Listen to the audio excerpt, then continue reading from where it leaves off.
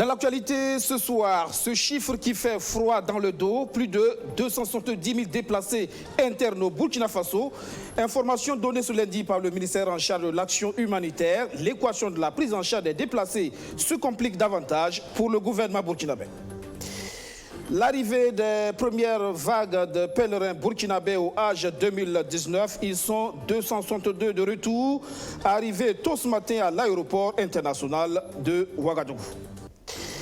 Gros plan ce soir sur un business en plein essor au Burkina Faso, mais qui vit quelques moments de turbulence. Le trading à suivre dans la chronique économie de ce lundi. Bonsoir et ravi de vous retrouver. D'abord, la sécurité, cette nouvelle attaque qui a eu lieu tôt ce lundi dans la province du Soum, région du Sahel.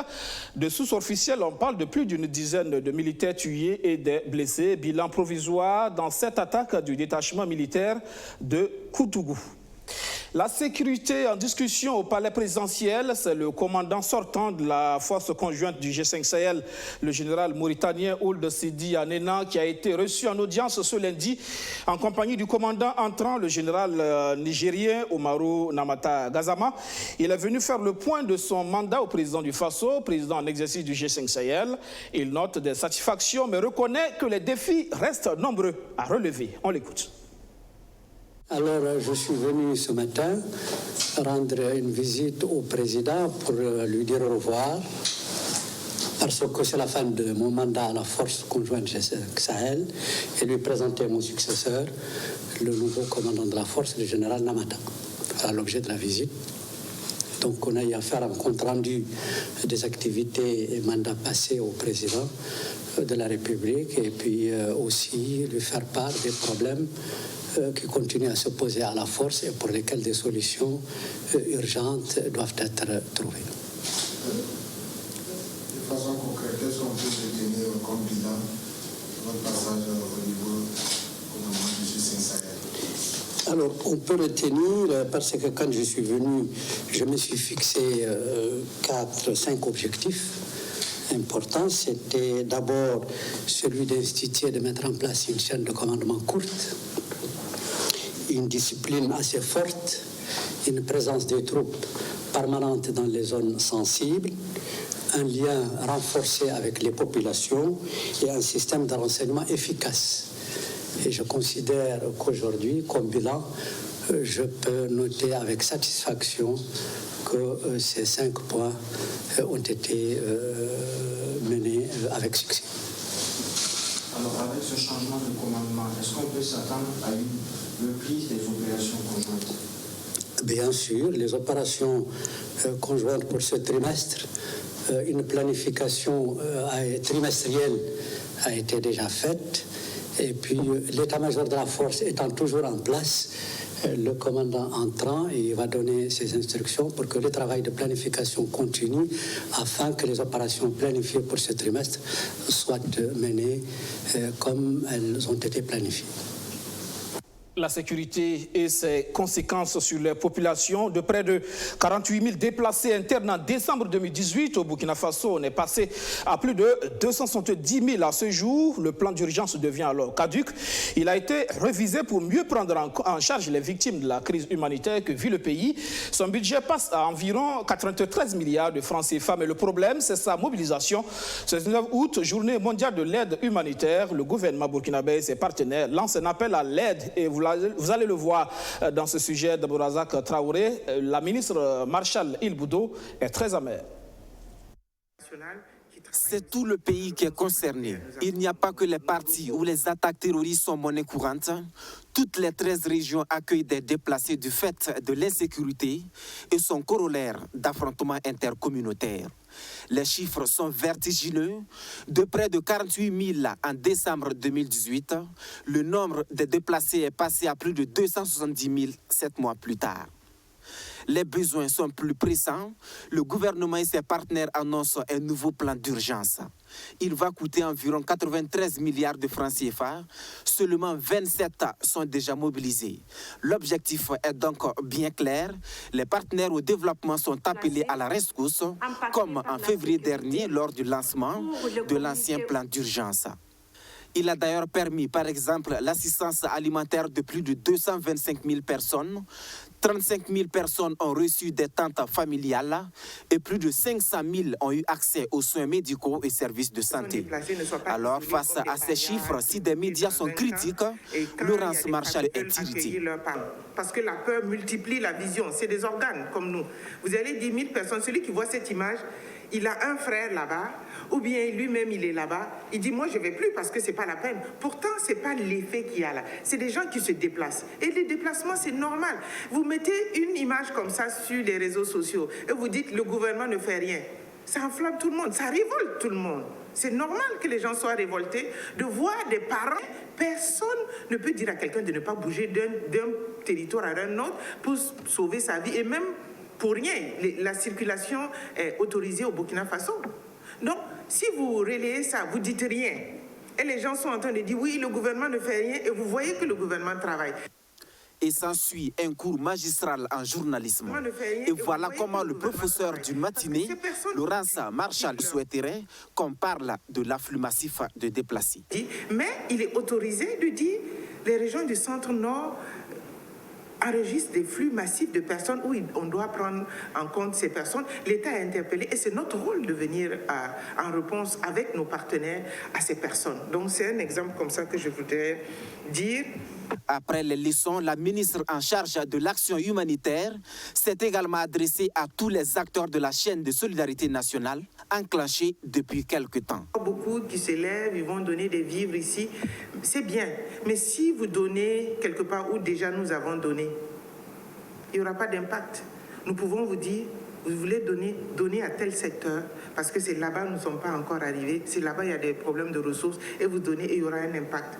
Le nouveau plan d'urgence lancé ce 19 août, Journée mondiale de l'aide humanitaire comme le précédent, va au-delà de la prise en charge des déplacés. Il prend en compte les victimes des conséquences de l'insécurité, les personnes affectées par l'insécurité alimentaire, entre autres. À ce jour, 1,5 million de personnes ont besoin d'assistance humanitaire directe. Ils étaient 900 000 en février dernier, soit 65% d'augmentation. L'appel à l'aide du gouvernement est bien entendu par la diaspora. Les Burkinabés du Canada ont fait le geste ce week-end à l'endroit des déplacés à Bassalgo. Ils ont apporté une importante quantité de vivres et de vêtements. Roméo Kuita. Le dernier convoi est chargé de vêtements et de chaussures. 12 balles au total venues du Canada. Des vêtements collectés auprès d'amis canadiens, africains et burkinabés vivant dans ce pays d'Amérique du Nord. Il en est de même pour l'argent qui a servi à l'achat des vivres auprès des commerçants de la localité. 40 sacs de sorgho et de petits mil, 10 sacs de haricots, 54 sacs de riz et de bidons d'huile. Il s'agit là du fruit de la solidarité agissante des Burkinabés de la diaspora canadienne au profit des déplacés de Yirgou, installés ici à Bassalgo. Un don réceptionné par les autorités coutumières et communales de la localité. L'appel a été lancé à tout le monde au Canada et majoritairement les gens ont répondu. Donc quand je dis la diaspora burkinabé du Canada, je veux parler aussi des frères canadiens qui ont participé à notre action, des frères africains, etc. On s'est dit qu'on est loin, mais il ne faudrait pas que la distance nous empêche de faire quelque chose pour nos parents ici qui souffraient énormément en ce moment. Plus de 45 000 déplacés internes sont actuellement installés à Bassalgo et près de 30 000 à Foubé. Les seuls efforts du gouvernement ne suffiront pas. Alors, de telles initiatives privées viennent à point nommé. Selon les autorités communales, même si le stock de vivres disponible demeure toujours insuffisant. Oui, le besoin se fait toujours sentir parce qu'il faut se dire que bon, ils sont là. Nous ne pouvons pas vous dire aujourd'hui que dans un mois ou dans 2 mois, ils seront partis. Cela veut dire que nous avons des vivres en ce moment, certes, mais nous pensons que si on fait des calculs sur une durée de 2 mois seulement, on va se rendre compte que bon, ce n'est pas suffisant. Et justement, ce qui risque de poser problème, c'est la durée indéterminée de leur séjour dans les écoles, alors que la rentrée scolaire approche à grands pas. Au total, 8 établissements publics et 3 privés ont été réquisitionnés pour abriter près de 45 000 déplacés. À la mairie, c'est déjà l'inquiétude. À y penser, ça me fait vraiment froid au dos parce qu'aujourd'hui, on ne peut pas vraiment dire que d'ici la rentrée, les déplacés vont rentrer chez eux. Ce n'est pas évident. Donc ça veut dire qu'il faut que nous trouvions des solutions alternatives pour vraiment abriter ces déplacés-là afin de libérer les classes pour que les cours puissent reprendre. Parce que non seulement il y a les classes pour les enfants de Barça-Logo, mais il y a aussi les enfants des déplacés, qu'il faut aussi prévoir des classes pour ces enfants des déplacés-là. Abdoulaye Pafadnam veut tout de même garder espoir, car, dit-il, le gouvernement est conscient de la situation. En attendant, il profite de l'instant présent pour exprimer toute sa gratitude aux bienfaiteurs venus de Canada, tout en espérant que d'autres bonnes volontés leur emboîteront le pas. Le 14 juillet dernier, ils partaient pour Médine par la grâce d'Allah et par cette même grâce, ils sont de retour ce lundi. 262 pèlerins arrivés tôt ce matin, tous heureux de regagner le pays après avoir accompli le 5e pilier de l'islam. Le séjour est plein de sens et de renaissance. Archimède Boy, Rémi Lambert, Nébier. Je me sens comme naître aujourd'hui. C'est ce que ressent El Hadj Mahamadou Yabré à son arrivée à l'aéroport de Ouagadougou. C'est son premier pèlerinage en Terre Sainte. Après un mois passé à la Mecque, il dit avoir appris des valeurs spirituelles qui vont produire de grands changements dans sa vie. Beaucoup de choses vont changer parce que avant la Mecque, il y avait un peu de flottement dans la foi. Et avec la découverte de cette nouvelle expérience-là, je pense que tout est parti pour être tout en bon. El Hadj Sékou Ouédraogo, 66 ans, canne en main, est satisfait de son voyage qu'il qualifie de véritable épreuve physique. Pour lui, la Mecque, au-delà des visites de sites, est une véritable école. C'est vraiment une école spirituelle et vraiment physique. Si vraiment tu n'es pas physiquement bien solide, ça va être compliqué pour toi. Tu vois pas, j'ai ma canne pour me supporter. Je me sens au top. Je me sens au top parce qu'il y a des périples. Si tu n'es pas courageux, tu ne peux pas les entamer. Parce qu'il y a des bousculades, il y a des trucs. Bon, c'est pas facile, mais on s'en est sorti. Sidi Mohamadi Ouédraogo estime que ce pèlerinage est une grande réussite sur le plan spirituel. Raison avancée, la pluie tombée lors des grandes étapes de ce périple. Puisque quand nous sommes arrivés à la Mecque, là-bas, dans plein d'évocations, la pluie est descendue. Et quand nous sommes allés à Arafat, les jours on sait bien que c'est les jours que Dieu accepte, que Dieu nous accorde sa bénédiction. Là-bas, quand les gens sont concentrés pour pouvoir faire les doigts, et encore, Dieu a fait savoir qu'il est présent. Il a fait encore venir la pluie. Au pied de l'avion transportant les premiers pèlerins, le ministre en charge des cultes.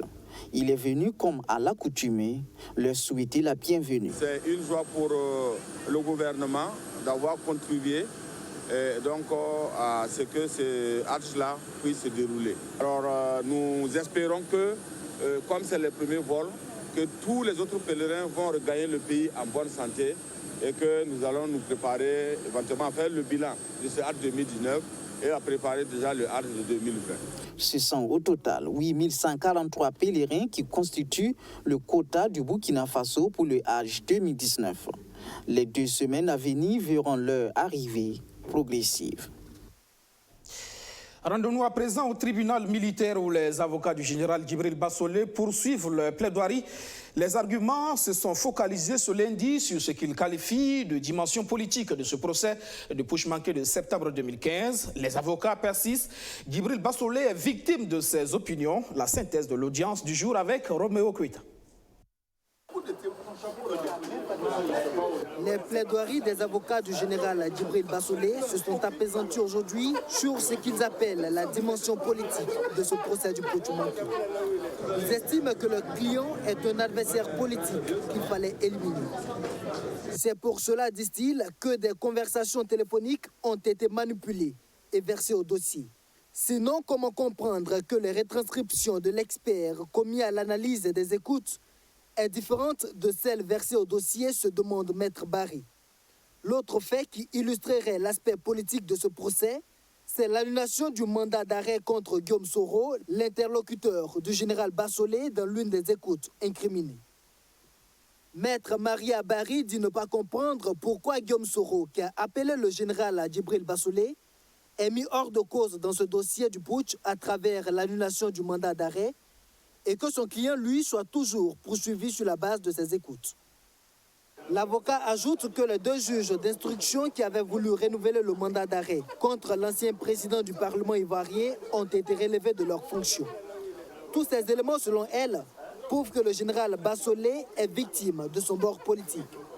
Et même concernant les écoutes, à supposer qu'elles soient authentiques, quels sont les véritables éléments constitutifs d'infraction, s'interroge-t-elle. Parce que la conversation aurait été interceptée le 27 septembre, alors qu'à cette date, le coup d'État était terminé.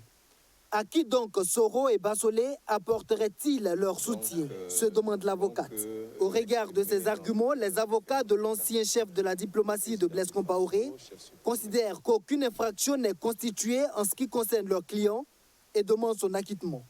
Absent depuis environ 5 mois aux audiences pour raison de santé, le général Djibril Bassolé a été enjoint par le tribunal de se présenter ce mardi 20 août à l'audience pour son mot d'effet. Dans le concert des revendications dans la fonction publique, il faudra compter désormais avec la voix du SINASEB, le syndicat national des secrétaires du Burkina, décidé à ne plus se laisser faire face à ce qu'il qualifie de mépris du gouvernement vis-à-vis de sa plateforme revendicative. En conférence de presse lundi, le syndicat dénonce la rupture du dialogue avec l'autorité. Il y a surtout ces velléités de suspension de la catégorie A chez les secrétaires qui inquiètent sérieusement au SINASEB. Arsène Konitamde pour les détails. Le syndicat national des secrétaires du Burkina SINASEB a le sentiment d'être brimé par le gouvernement. Et ce sentiment se justifie par des faits vérifiables, selon le syndicat.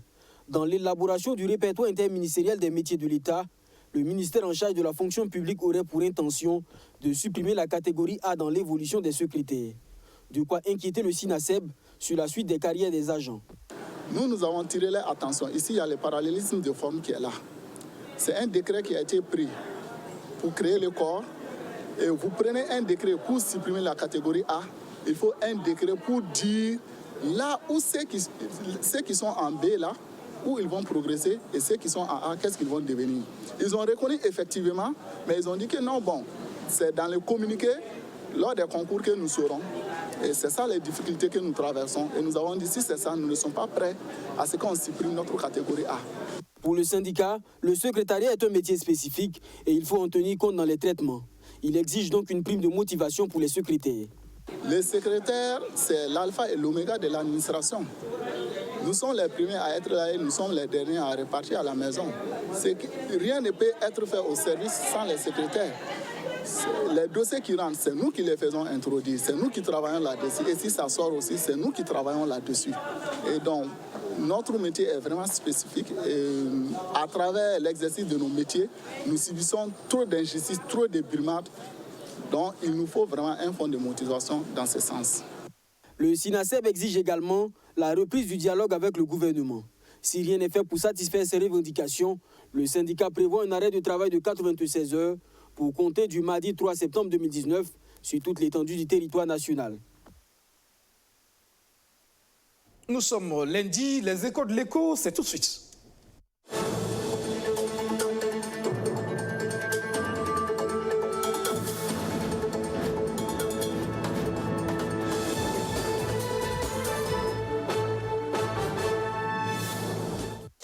Tu veux te faire rapidement de l'argent investi dans le trading. Ce genre de publicité bouche à oreille circule bien à Ouagadougou et elle attire de plus en plus de Burkinabés dans ce business en floraison.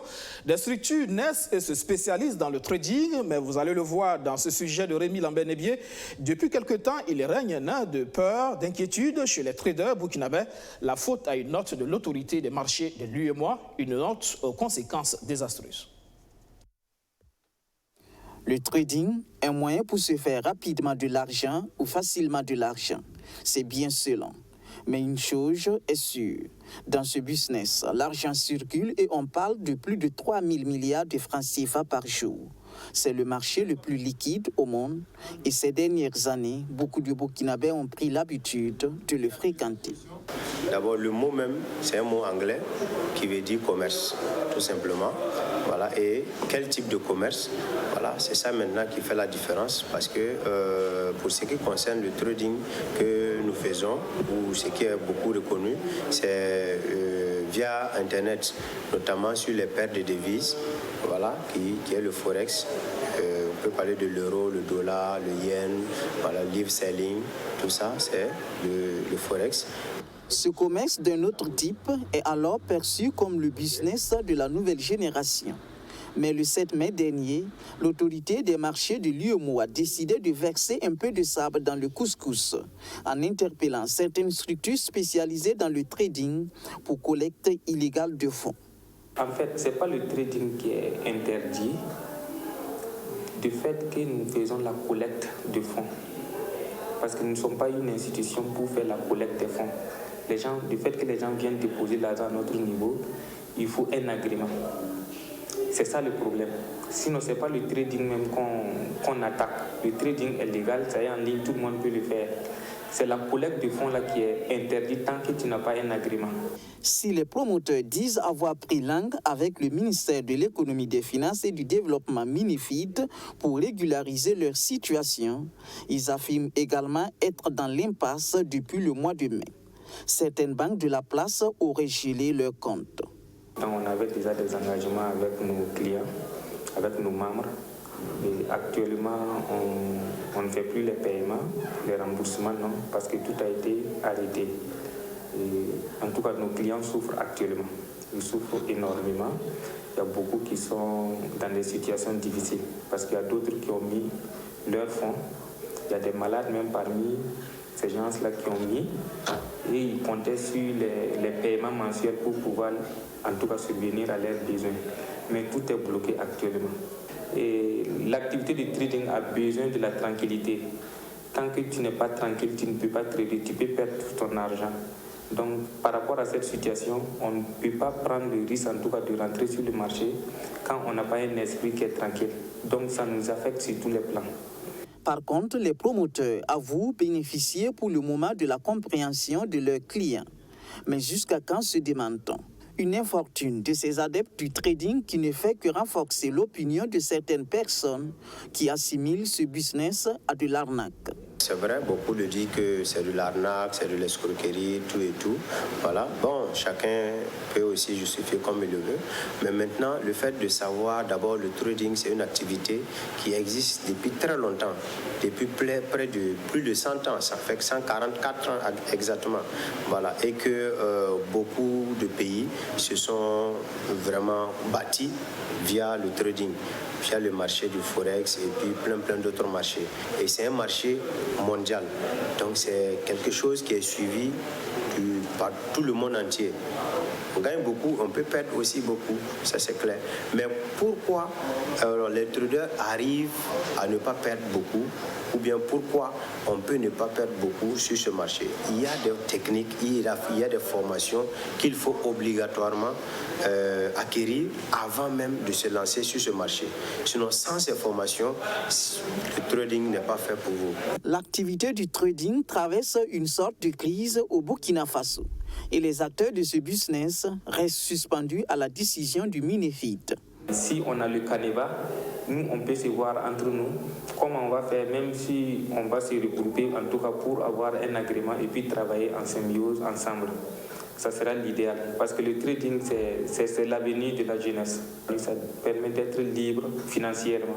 Pour un secteur plein de profanes, la formation reste le meilleur moyen pour donner une belle image à l'activité du trading au Burkina Faso.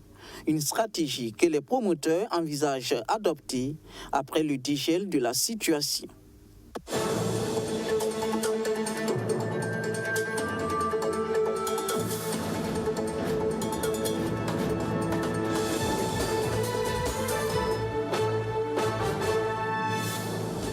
Ce 19 août, deuxième anniversaire de la mort de l'ancien président du Parlement burkinabé, Salifou Diallo. Dans son fief à Waïgouya, sa famille politique, les autorités locales, ses parents et amis ont tenu à marquer cette journée par des activités, dont une plantation d'arbres. Suivons quelques réactions recueillies par Adama Arjuma Ouedraogo à Waïgouya. Disparu à travers ces tournées, à travers ces relations, avait compris que le désert pouvait être stoppé, mais seulement pas stoppé, mais également en stoppant le désert, on pouvait aussi créer une source de revenus pour les femmes et les personnes démunies. D'où la gomme arabique qui a eu son temps et que nous avons tous connu. Le forage qu'ils offrent est un forage qui m'a été offert il y a 5 mois par une personne chère à Salifou Diallo. C'est vrai qu'il y a d'autres destinations. Mais si nous voulons que ça soit un exemple, comme l'Ulysse Kessoumeti a voulu que la gomme arabique soit un exemple, nous devons nous donner les moyens pour que ces plantes survivent. Et le premier élément essentiel, c'est l'eau. Nous sommes en saison pluvieuse, c'est vrai, mais il pleut que 3 mois, sinon même 2 mois et demi au Yatenga durant toute l'année. Donc le reste de l'année, il faut trouver de l'eau. C'est pour cela que ce fourrage-là doit servir à l'œuvre qu'il a commencée. Bien entendu, c'est avec beaucoup d'émotion et de satisfaction que j'ai appris cette initiative, que je salue. Vous savez très bien que Salif était soucieux de la préservation de l'environnement. C'était un de ses combats, notamment quand il a été lui-même ministre de l'Environnement. Et je pense qu'un des meilleurs moyens de lui rendre hommage, c'est de contribuer justement à la préservation de tout l'écosystème et d'un environnement sain pour les générations à venir. La politique ivoirienne pour boucler cette édition, Charles Blé Goudé, président du parti politique né du mouvement qu'il a créé, le Congrès panafricain pour la justice et l'égalité des peuples. Il a été désigné président ce week-end alors qu'il réside toujours à La Haye depuis son acquittement par la Cour pénale internationale dans l'attente d'un éventuel appel de la procureure. Charles Blé Goudé, l'ancien chef des jeunes patriotes de Côte d'Ivoire, est le nouveau président du Congrès panafricain pour la justice et l'égalité des peuples COJEP, sa formation politique. Blé Goudé, unique candidat du COJEP, a été porté à 100% à la tête de son parti dimanche, à l'issue d'un premier congrès tenu à Abidjan. Selon les conclusions de ce premier congrès ordinaire du parti, né du mouvement de ceux proches de l'ex-président Laurent Gbagbo, Charles Blé Goudé a été élu à l'unanimité par ses 1250 congressistes.